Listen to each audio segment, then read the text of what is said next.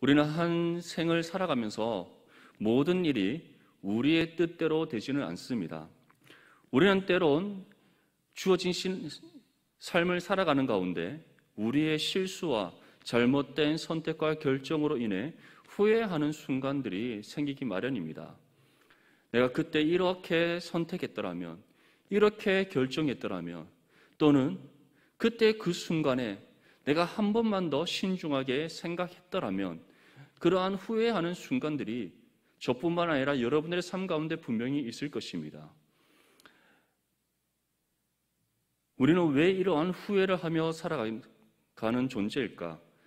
저는 이 말씀을 준비하면서 한번 생각해 봤습니다. 우리가 실수하고 잘못된 선택과 결정으로 인해 반복적으로 우리의 인생에 후회되는 순간들이 계속해서 생겨나는 이유, 왜 우리는 그러한 후회되는 순간들이 계속해서 우리의 삶 가운데 끊이지 않을까? 결국 우리는 완전하지 않기 때문에, 완전한 존재가 아니기 때문에, 그 어떤 것도 완벽하고 완전하게 행할 수 있는 능력이 우리 가운데 없기 때문에 우리는 여전히 연약하고 여전히 부족한 존재이기에 우리는 모든 것을 완벽하고 완전하게 행하는 것이 아니라 후회를 남길 수밖에 없는 존재라는 사실을 다시 한번 더 깨닫게 되는 그런 시간들이었던 것 같습니다. 옛 속담에 이런 말이 있습니다. 엎질러진 물은 다시 주워 담을 수 없다. 한번 우리가 그릇되게 행한 것, 말과 행동이든 선택과 결정이든 우리가 한번 그릇되게 행하고 또는 실수하고 잘못된 선택과 결정을 한 것들, 그것을 다시 우리는 되돌릴 수 없습니다. 우리가 시간의 흐름을 역행할 수 없듯이, 지나온 삶으로 우리가 돌아갈 수 없듯이, 우리는 이미 엎질러진 물을 주워 담을 수 없듯이, 우리가 이미 뱉은 말들, 이미 행한 행동들, 이미 우리가 결정한 모든 선택과 결정들, 우리는 그것을 다시 되돌릴 수 없고, 그런 우리의 잘못된 선택과 결정, 우리의 실수가 우리의 인생에 후회를 남기는 그런 순간들이 된다는 겁니다. 근데 그것뿐만이 아닙니다. 우리가 수고하고 노력하여서 최선을 다한 일에 있어서도 우리는 후회되는 순간들이 있습니다. 조금만 더 내가 더 열심히 했더라면, 내가 조금만 더 최선을 다했더라면, 조금만 더 내가 희생하고 헌신했더라면, 내가 조금만 더 열심을 냈더라면, 이러한 후회되는 마음들이 다 있을 것입니다. 저는 제 삶 가운데 언제가 가장 후회스러웠느냐라고 생각한다면 저는 고등학교 때가 가장 후회스럽습니다. 저는 어렸을 때부터 어떤 분명한 꿈이란 것을 가지지는 않았던 것 같습니다. 항상 장래의 희망을 적으라 하면 다른 친구들이 과학자라고 하면 저도 과학자라고 적고, 대통령이라고 하면 대통령 적고, 그랬던 것 같습니다. 그래서 어머니가 항상 저한테 물었던 것이, 너는 앞으로 뭐가 되고 싶니? 뭐가 하고 싶니? 항상 그러한 것들을 물으셨는데 그때마다 저의 대답은 늘 바뀌었던 것 같습니다. 초등학교 때, 중학교 때는 특별한 꿈이 없어도 걱정이 없습니다. 하지만 고등학생이 되면 대학이라는 그 진로에 중요한 문제가 놓여 있기 때문에 이제 꿈이라는 것, 우리가 신앙적인 말로 했을 때 비전이라는 것을 찾는 것이 너무나도 중요한 것입니다. 그런데 저는 중고등학교 때 비전이라는 단어를 찬양의 제목 이외에 말씀이라든지 또 설교라든지 여러 교회에서의 가르침에서든지 한 번도 들어본 적이 없습니다. 제가 청소년부를 맡았을 때, 교육전자 시절에 청소년부를 맡았을 때, 또는 지금 제가 우리 디모데 청년들을 맡고 있을 때 제가 가장 중요하게 여기면서 강조하는 것이 있습니다. 우리의 신앙의 삶에 있어서 후회되는 순간이 없을 수는 없지만 그래도 우리가 후회를 남기지 않고 우리가 기쁨과 만족을 얻으며 살아가기 위해서는 우리의 삶을 향한 하나님의 분명한 계획과 뜻을 우리가 발견하여 깨달아야 된다는 거. 제가 그 중고등학교 시절에 만약에 한 번이라도 누군가가 저에게 너의 삶을 향한 하나님의 뜻이 있어, 너의 삶을 위해 세우신 하나님의 계획이 있어, 너가 그것을 발견해서 그 뜻을 따라 너가 살아간다면 세상의 기준에서는 만족되지 않고 세상의 기준에서는 후회되는 삶의 순간들이 있을지 모르나 하나님께서 너에게 은혜의 만족을 주실 거야. 너에게 더욱더 큰 기쁨을 주실 거야. 너의 삶이 정말 복된 삶이라는 것을 알게 될 거야 라는 그 말씀을 누가 한 명이라도 저에게 전했다면 저의 그 고등학교 시절은 너무나도 달랐을 것 같습니다. 근데 어느 누구도 저에게 그 말을 해준 사람이 없습니다. 제가 비전이라는 것에 대해서 처음으로 비전이라는 것이 나의 삶을 향한 하나님의 계획하심이구나, 나의 삶을 향한 하나님의 뜻이구나를 깨닫는 것이 언제인 줄 아십니까? 25살 때였습니다. 그때 저는 처음으로 비전이란 단어를 강단에서 선포되신 말씀을 통해 들었고 그것이 무엇인지를 깨달았습니다. 그러면서 그때로부터 저는 제 고등학교 시절에 그것을 알지 못한 채 허송세월 보냈던 저의 그 고등학교 시절의 시간들을 얼마나 후회하며 살았는지 모릅니다. 제가 이 말씀을 전하는 이유는 오늘 이 나오미의 삶을 볼 때에 나오미 또한 그렇지 않았을까라고 저는 생각했기 때문입니다. 자신의 남편인 엘리멜렉이 베들레헴에 흉년이 들었을 때 더 이상 그곳에서 먹고 살 수 없는 그런 상황에 놓였을 때 그는 하나님께 뜻을 구하지 않았습니다. 이러한 상황과 이와 같은 어려움을 겪게 하신 하나님의 뜻이 무엇인지, 그리고 그 가운데 우리가 무엇을 어떻게 행해야 될지 그는 묻지 않았습니다. 세상의 관점과 기준으로 문제를 해결하려고 했고 그것이 바로 하나님 앞에 그릇된 선택과 결정을 하는 불순종의 죄가 되어버렸다는 겁니다. 그는 결코 가서는 안 될 모압 땅으로 가게 됩니다.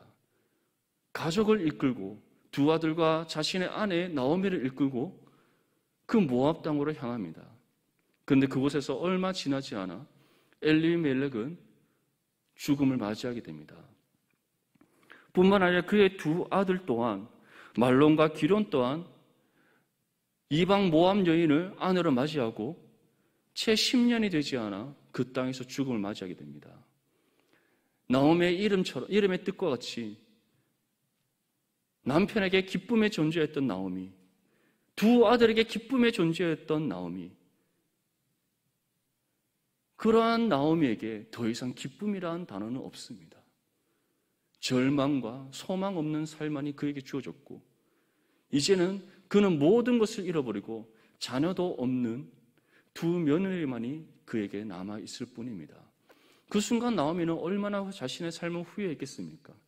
그때 엘리멜렉이 그 선택을 하지 않았다면, 베들레헴에 흉년이 들었을 때 엘리멜렉이 그 선택과 결정을 하지 않았다면, 또는 그때 누군가 한 사람이라도 너 그렇게 결정하지 말고, 그렇게 선택하고 결정하지 말고 하나님께 기도해봐, 하나님의 뜻을 구해봐, 지금 이 순간에 우리를 향한 하나님의 뜻이 무엇인지, 우리가 무엇을 어떻게 선택하고 결정해야 되는지 하나님께 기도해봐라고 누가 한 사람이라도 말을 했더라면 우리가 이렇게 선택하지 않았을 텐데, 이러한 결정을 하지 않았을 텐데, 그러면 나의 삶에 이러한 결과가 있지 않았을 텐데 아마 나오미 또한 그러한 후회를 했을 수 있을 것이다, 저는 생각해 봤습니다.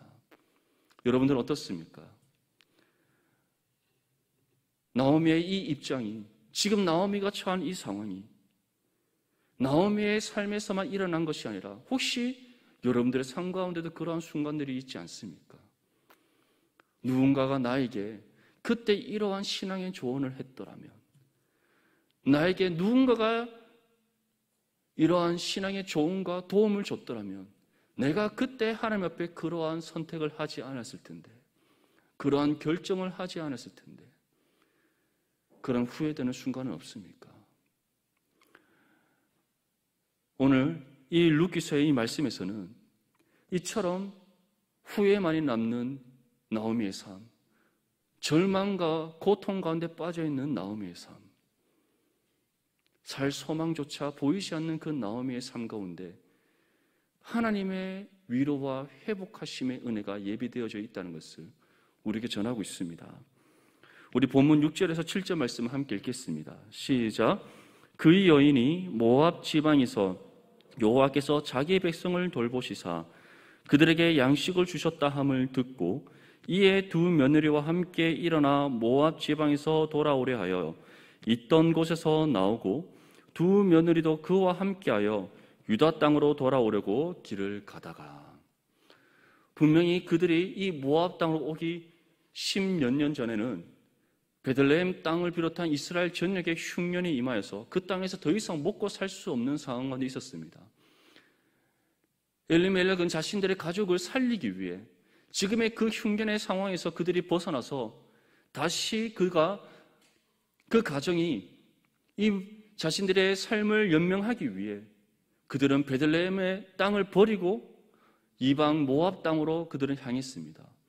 그런데 그 모압 땅에서 엘리멜렉도 죽었고 두 아들 말론과 기론도 죽고 이제 자녀가 없는 과부의 신세가 된 두 며느리만이 지금 나오미에게 남았습니다. 절망과 고통과 소망 없는 새로운 삶의 의지조차 없는 그 나오미에게 갑작스럽게 한 가지 소식이 들려옵니다. 분명히 흉년으로 인해서 사람이 살 수 없을 만큼 피폐해진 그 베들레헴 땅에 무엇이 임했다라고 지금 우리에게 전하고 있습니까?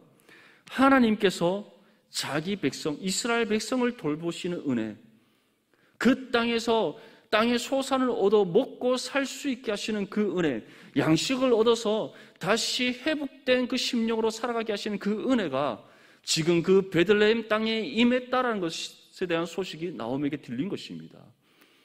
그 소식이 어떠한 경로로 나오미에게 전해지게 됐는지 성경은 우리에게 말씀하지 않습니다. 우리는 나오미가 그 소식을 어떻게 듣게 되었는지, 어떠한 경로로 듣게 되었는지 우리는 알 수 없습니다. 하지만 중요한 것은 그 소식을 나오미에게 듣게 하시니가 하나님이시라는 사실을 기억할 수 있기를 바랍니다. 나오미가 그 소식을 듣자마자 어떠한 반응을 보입니까? 그 소식을 듣고 두 며느리와 함께 일어나 모압 땅을 떠나 다시 약속의 땅 가나안이 그 베들레헴으로 향했더라라고 우리에게 말씀하고 있는 겁니다. 하나님께서 왜 갑자기 나오미에게 베들레헴 땅에 대한 소식을 듣게 하셨겠습니까? 사실 베들레헴과 모압은 굉장히 멀리 떨어져 있습니다. 그 소식을 듣기에는 쉽게 들을 수 없는 그 거리의 간격이 있습니다. 그런데 나오미가 그 베들레헴 땅에서 이전까지 그 땅에 대한 소식조차 듣지 못하고 있던 그 상황 속에서 갑자기 베들레헴의 땅에 임했던 하나님의 은혜에 대한 소식을 듣게 되었다는 것. 그것은 곧 그 소식을 듣기 어려운 그 상황 속에서 하나님께서 듣게 하신 이유가 분명히 있다는 것이죠. 그 이유가 무엇입니까? 이제 그 죄악된 땅에서 절망과 고통과 소망을 잃어버린 상태에 있던 그 나오미를 다시 약속의 땅으로 부르시기 위함이신 것입니다. 다시 그 약속의 땅으로 부르셔서 그 고통 가운데 있는 나오미를 위로하시고 절망스럽고 소망 없는 그 삶을 다시 회복시키시기 위한 하나님의 부르심이었다는 사실을 기억할 수 있기를 바랍니다. 우리의 인생 가운데는 마찬가지입니다. 우리의 삶을 돌아볼 때 우리의 입장에서는 그때 그 선택이 잘못된 선택, 그때 그 결정이 잘못된 결정, 그때 나의 삶의 말과 행동이 모든 것이 실수이고 나의 삶의 후회스러운 그런 상황이라고 우리는 여겨질지 모릅니다. 그로 인해서 우리는 고통을 당할 때가 있고 절망의 가운데 빠져 있을 때가 있고 인생의 소망을 우리가 찾지 못하는 그런 깊은 영적인 어둠 가운데 갇혀 있을 수 있습니다. 하지만 그 가운데도 우리를 향한 시선을 거두지 않으시는 하나님이 계시다는 사실을 기억하십시오. 우리를 다시 돌이켜서서 소생시키시기 위해서 방법을 이미 예비하신 하나님의 사실을 기억할 수 있기를 바랍니다.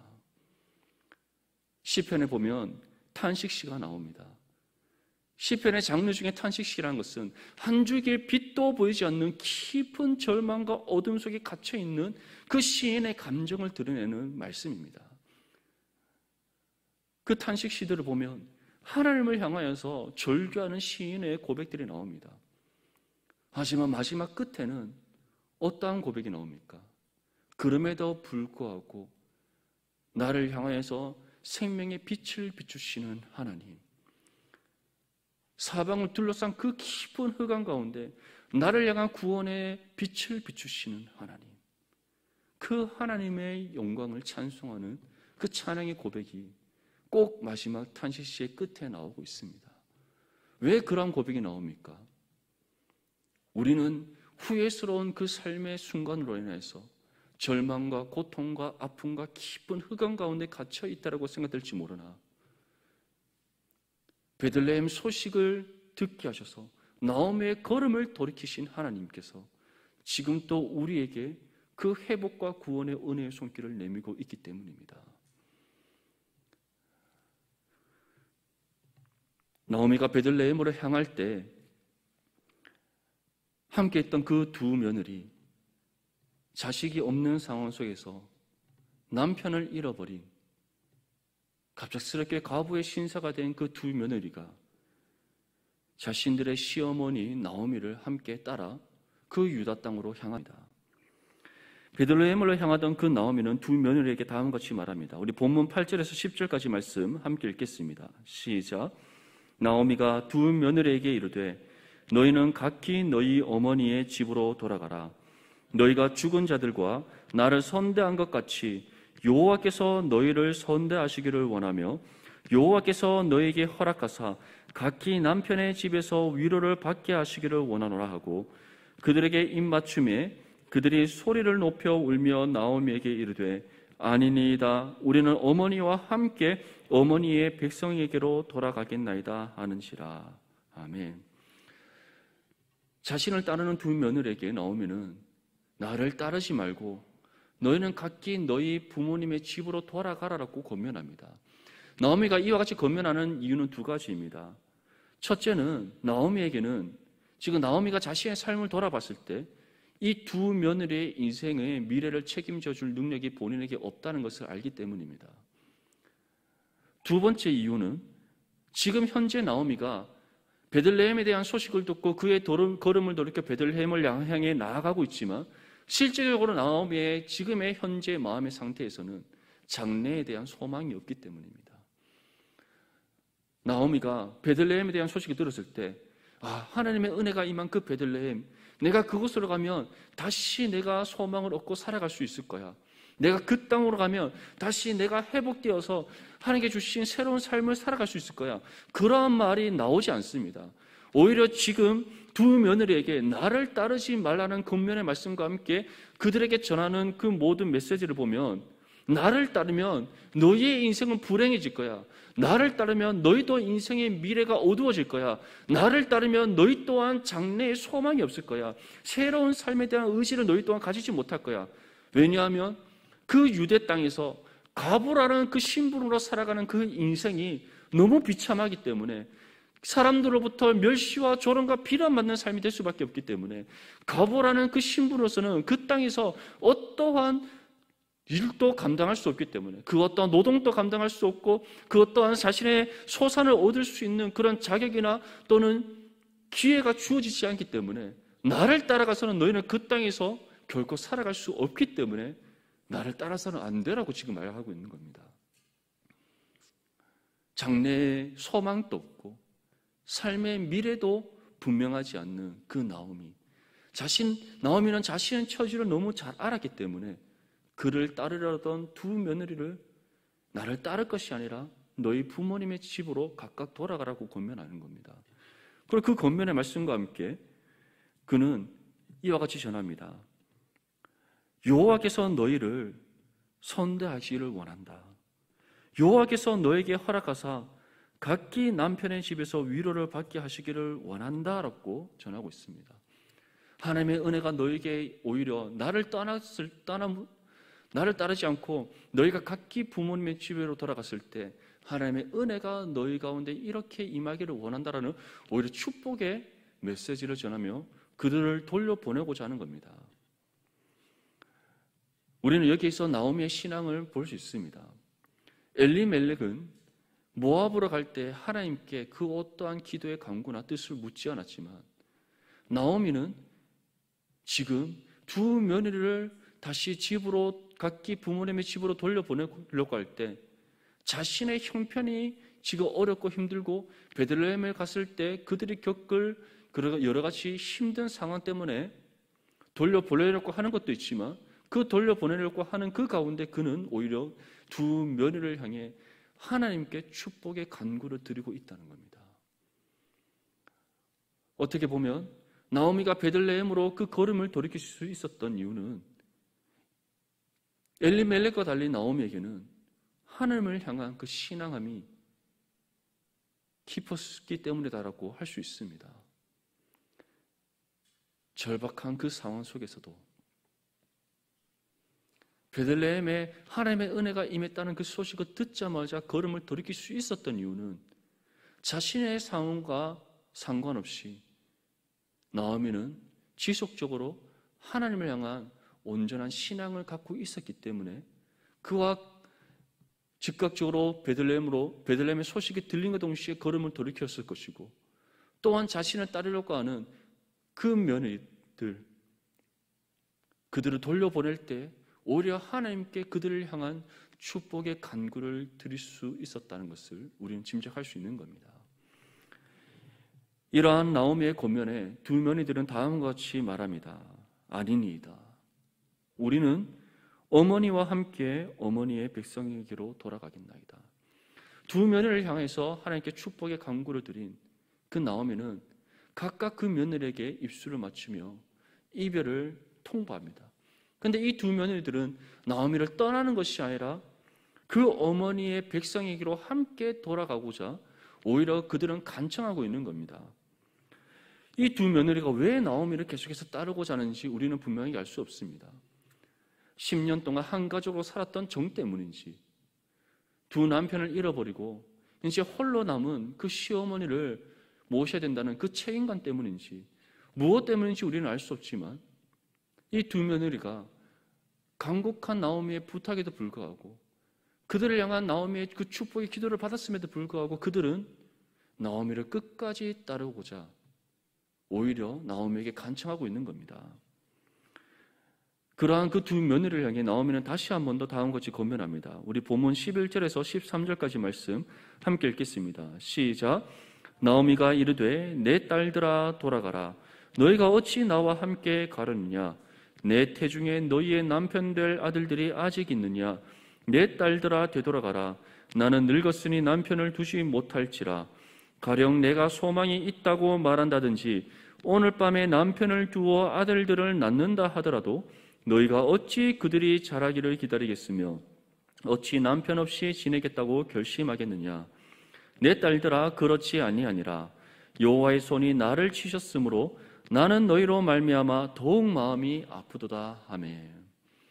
이제 나오미는 그 두 며느리를 향한 이제 나오미의 실제적인 그 마음의 감정을 드러냅니다. 내가 너희를 보니 내 마음이 더 아프다. 왜냐하면 너희가 나를 따르지 않고 너희 각각의 부모의 집으로 돌아가면 너희는 새로운 삶을 살 수 있는데 자녀도 없기 때문에 너희는 다시 새로운 남편을 맞이하여 새로운 삶을 살아갈 수 있는데, 얼마든지 너희가 살고 있는 이 땅에서 너희가 원하는 새로운 삶을 개척하며 다시 살아갈 수 있는데 뭐하러 나를 따르려고 하느냐? 나에게는 장래의 소망이 없다. 나에게는 새로운 삶에 대한 의지가 없다.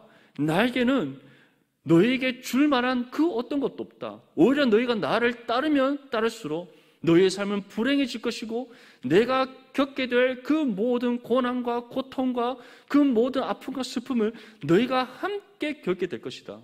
나를 따르는 그 순간 너희의 삶은 그 베들레헴에서 겪게 될 가장 비참하고 비참한 그런 인생을 겪게 될 것이다. 그런데 왜 나를 따르려고 하느냐? 나를 따르지 말고 각각 너희 집으로 돌아가라.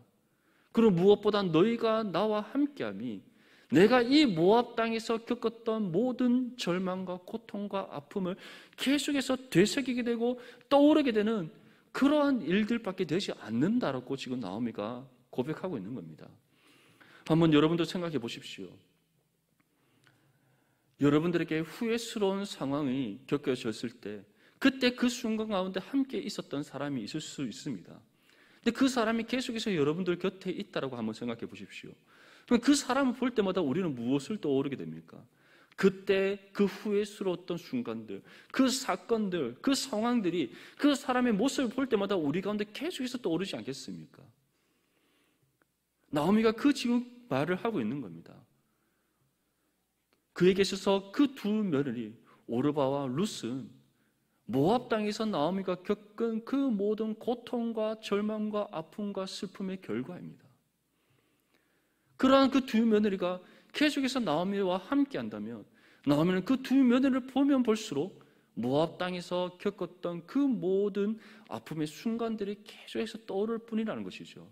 그래서 나오미가 이와 같이 얘기하는 겁니다. 나는 너희로 말미암아 더욱 마음이 아프도다. 그러니 나를 더 힘들게 하지 말고 더 아프게 하지 말고 지금 나는 나의 삶을 이끌어가는 것만 해도 내 삶을 책임지는 것만 해도 나는 너무나도 힘들고 고통스러우니 너희는 너희 스스로 각자 너희 삶을 살아가라라고 지금 얘기하고 있는 겁니다. 이러한 가운데 나오미는 또 한 가지 고백을 드립니다. 13절 마지막에 보면 여호와의 손이 나를 치셨으므로 나는 너희로 말미암아 더욱 마음이 아프도다. 이 두 며느리의 삶 가운데 갖게 된 그 삶의 인생의 결과, 자녀가 없는 상황 가운데 각각 남편을 잃어버리고 과부가 되어버린 그 상황이 나오미에게는 어떠한 결과로 받아들여지고 있다고 고백하고 있습니까? 그때 그 상황, 엘리멜렉이 했던 잘못된 그 선택과 결정, 하나님 앞에 불순종했던 그때 그 순간의 그들의 죄악들, 그에 대한 하나님의 심판의 결과로 지금 나오미에게는 받아들여지고 있다는 겁니다. 하나님의 뜻을 구하지 않고 묻지 않고 찾지 않고 두드리지 않고 자신의 눈에 보이는 대로 세상의 기준을 따라 스스로 선택하고 결정하여 판단하여서 그들이 행했던 하나님 앞에 불순종한 그들의 삶, 결코 가서는 안 될 그 모압 땅으로 향했던 엘리멜렉이 비롯한 그 가족들의 잘못된 선택과 결정, 그에 대한 하나님의 심판이 엘리멜렉을 비롯한 그 두 아들 말론과 기론을 잃어버린 그 결과였고, 그 결과의 증거가 과부가 된 두 며느리 오르바와 룻이었다는 겁니다. 나오미에게는 그렇게 지금 받아들여지고 있었고, 그렇기 때문에 너희가 나와 함께하면 할수록 나에게 임한 하나님의 그 심판의 결과가 계속해서 자신한테 되새겨지고, 그로 인한 고통과 아픔과 슬픔이 더 깊어질 수밖에 없으니 너희는 나를 떠나라라고 지금 권면하고 있는 겁니다. 이러한 나오미의 권면에 오르바와 룻은 각각 다른 선택과 결정을 합니다. 우리 본문 14절 말씀 함께 읽겠습니다. 시작. 그들이 소리를 높여 다시 울더니 오르바는 그의 시어머니에게 입맞추되 룻은 그를 붙쫓았더라. 오르바는 더 이상 나오미를 따르지 않고 이별의 입맞춤을 한 뒤에 자신의 고향으로 떠나갑니다. 하지만 룻은 어떻게 결단합니까? 룻은 나오미를 붙쫓았다라고 우리에게 전하고 있습니다. 붙쫓았다라는 이 말의 히브리어 단어는 다브카입니다. 다브카라는 이 단어의 뜻은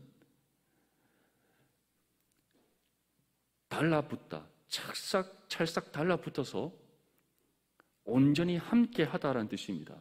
근데 이 단어가 가진 실제적인 그 의미의 뜻은 단순히 붙어 있는 것, 찰싹 달라붙어 있는 것이 아니라 그 사람의 옆에서 그 사람의 모든 삶의 양식을 본받는 것을 뜻합니다.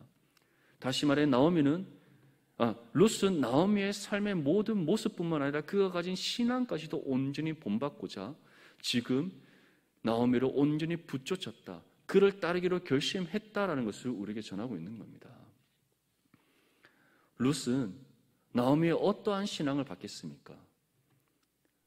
이 두 며느리를 떠나보내고자 할 때 단순히 내가 너희로 인해서 힘들기 때문에 떠나보내는 것이 아니라 그들을 축복하며 떠나보냈던 나오미. 근데 그 나오미의 신앙을 어쩌면 룻은 남편과 함께 10년의 세월을 지내면서 나오미의 가까이에서 이미 룻은 이미 보고 경험했을 수 있습니다. 그리고 베들레헴에 대한 소식을 들었을 때 즉각적으로 반응하여 베들레헴으로 다시 그 걸음을 돌이켜 나아가는 그 나오미를 통해 다시 한 번 더 확인했을 수 있습니다. 그녀의 그 신앙을 다시 한 번 더 확인했을 수 있다는 것이죠. 그리고 자신을 따르는 두 며느리를 각각 부모님의 집에 돌려보내고자 권면하면서 그들을 향해 하나님 앞에 축복의 기도를 드렸던 그 나오미의 모습을 보면서 정말 하나님을 향한 그 나오미의 그 신앙을 다시 한 번 더 깊이 경험해 줄 수 있습니다. 루스는 그러한 나오미의 모든 삶의 모습과 신앙까지 온전히 담고자 결심하고 그래서 나오미를 온전히 붙여찼다라고 우리에게 전하고 있는 겁니다. 사랑하는 성도 여러분, 오르바는 룻과 함께 나오미의 그 모든 신앙의 모습을 함께 봤을 것입니다. 함께 경험했을 것입니다. 하지만 마지막에 선택과 결정은 나오미를 떠나는 것이었습니다. 하지만 반면 룻은 하나님께서 이미 나오미를 위해 준비한 친구이자 동반자일 뿐만 아니라 그러한 룻에게 나오미의 그 신앙의 모습을 하나님께서는 이미 경험하게 하셨고 그의 신앙을 하나님을 향한 그 신앙을 확신하게 하셨고 다시금 그 신앙에 대한 모습을 보게 하심으로써 그를 붙잡게 하시는 은혜를 베풀어 주셨다는 사실을 기억할 수 있기를 바랍니다. 우리의 후회되는 그 삶의 순간 속에서 하나님께서는 우리에게 구원의 손길을 내밀 뿐만 아니라 우리에게 지금 이 룻과 같은 모습을 요청하고 계시는 겁니다. 세상의 방법을 따르는 것이 아니라 너희의 마음에 원하는 대로 행하려고 하는 것이 아니라 내가 이미 너에게 내밀고 있는 그 구원의 손길을 너희가 붙잡아야 된다. 내가 너희에게 이미 말씀을 통해 보여준 그 진리의 길을 붙쫓아야 된다라고 우리에게 말씀하고 있다는 사실을 깨달을 수 있기를 바랍니다. 무엇보다 우리는 우리가 붙쫓아야 될 신앙의 대상이 있습니다. 그분이 누구십니까? 바로 우리의 구주 되시는 예수 그리스도이십니다. 그 이유에 대해 사도 바울은 우리에게 다음과 같이 전합니다. 갈라디아서 2장 20절 말씀에 내가 그리스도와 함께 십자가에 못 박혔나니 그런즉 이제는 내가 사는 것이 아니요 오직 내 안에 그리스도께서 사시는 것이라. 이제 내가 육체 가운데 사는 것은 나를 사랑하사 나를 위하여 자기 자신을 버리신 하나님의 아들을 믿는 믿음 안에서 사는 것이라. 우리가 예수 그리스도를 붙잡아야 되는 이유가 무엇입니까? 그가 우리를 구원하시기 위해 우리를 향한 그 사랑 가운데 자신의 생명을 아낌없이 하나님 아버지께 드리셨기 때문입니다. 또한 그가 이루신 구원의 은혜를 우리에게 값없이 베풀어 주셨기 때문입니다. 그에 대해서 우리에게 무엇이라고 말씀합니까? 우리의 옛 사람이 예수 그리스도의 십자가에 함께 못 박혀서 그 모든 우리의 옛 사람이 다 벗겨져 버렸음을 우리에게 말씀하고 있습니다. 그리고 그러한 우리에게 더 이상 이제 우리 안에 우리가 사는 것이 아니라 우리의 삶의 주인이시요 우리의 구원자 되시는 예수 그리스도께서 사시기에 너희는 더 이상 세상을 붙잡는 것이 아니라 너희 삶의 구주 되시는 예수 그리스도를 붙잡는 삶을 살아가야 된다고 우리에게 말씀하고 있는 겁니다. 룻이 나오미를 붙쫓았듯이 우리는 예수 그리스도를 붙쫓아야 됩니다. 사실 나오미가 앞으로 베들레헴에서 겪게 될 상황은 지금 모압에서 겪는 것보다 더 비참하고 더 어렵고 힘든 고난의 순간일 수 있습니다. 룻은 어떻게 보면 이미 나오미가 지금 룻에게 돌아가라는 그 권면의 말씀을 통해 그 모든 사실을 다 인지하고 알고 있을 겁니다. 그럼에도 불구하고 룻이 나오미를 붙쫓았던 이유는 무엇입니까? 나오미가 믿고 신앙하는 그 하나님, 그 하나님에 대한 그 살아계심을 나오미라는 한 사람을 통해 룻이 경험했기 때문입니다. 하나님을 향한 그 나오미의 신앙을 통해 하나님께서 진정으로 이 나오미 가운데 은혜 베풀어 주심을 그가 확신했기 때문입니다. 그것이 어떠한 경로로 룻이 겪게 되었는지, 어떠한 경로로 룻이 그 확신을 갖게 되었는지 우리는 알 수 없지만 그 마음을 주신 이 또한 하나님의 사실을 기억할 수 있기를 바랍니다. 우리에게 주어진 믿음 또한 마찬가지입니다. 우리가 갖고자 해서 가진 것이 아닙니다. 우리가 얻고자 해서 얻은 것이 아닙니다. 우리가 그 믿음을 어떠한 방법으로 우리가 스스로 이룬 것이 아닙니다. 하나님께서 우리에게 믿음을 주시고자 예비하셨기에 하나님의 때에 우리에게 믿음을 주신 겁니다. 그 믿음으로 예수 그리스도를 믿어 구원받게 하셨고 그러한 우리에게 지금 요청하고 계시는 겁니다. 이제 너희의 삶은 너희 것이 아니라 나의 소유된 것이니 너희는 나를 붙쫓아라. 내가 예수 그리스도를 통해 너에게 보여준 그 모든 삶의 모습을 너희는 붙쫓아라. 주님께서 우리에게 보여주신 그 모든 삶을 우리가 붙잡고 살아갈 때 우리가 때로는 실수할 때가 있고 때로는 잘못된 선택과 결정을 할 때가 있지만 그때마다 다시 우리를 회복시키시는 하나님의 은혜가 경험될 줄 믿습니다. 우리 가운데 부어질 줄 믿습니다. 그 은혜를 통해 우리를 다시 소생케 하시고 더욱더 예수 그리스도를 붙쫓아서 이 땅 가운데 하나님 앞에 착하고 충성된 믿음의 종으로서의 삶을 온전히 살아갈 줄 믿습니다. 사랑하는 성도 여러분, 나오미를 붙잡았던 룻처럼 우리의 구주 되시는 예수 그리스도를 붙잡는 저와 여러분들이 될 수 있기를 바랍니다. 그러한 우리의 삶을 통해 먼저는 하나님께 영광이 올려드려주고 또 하나님으로부터 착하고 충성된 종이라 칭찬받는 저와 여러분들의 삶이 될 수 있기를 주님의 이름으로 축복합니다.